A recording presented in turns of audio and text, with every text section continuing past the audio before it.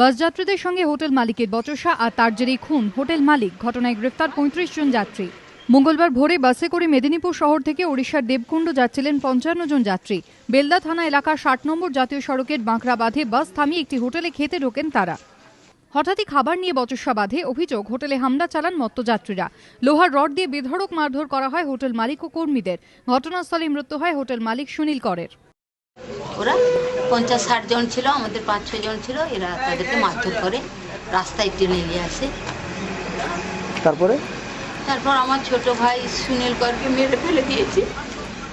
বাস যাত্রীদের পাল্টা অভিযোগ, তাঁদের উপরই প্রথম হামলা চালান হোটেল কর্মীরা। আহত হন ১৭ জন বাস যাত্রী।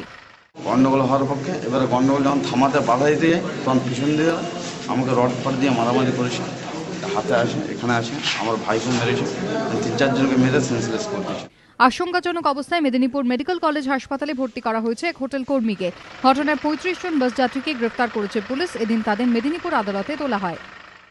এই ঘটনায় আমরা ৩৫ জনকে গ্রেপ্তার করেছি। বাসে মোট কতজন ছিল? বাসে কতজন ছিল এখনই তা বলা সম্ভব নয়, কারণ এরা একটা ট্যুরিস্ট একসাথে আসেনি, ওরা বিভিন্ন জায়গা থেকে লোক কালেক্ট করে নিয়ে এসেছিল।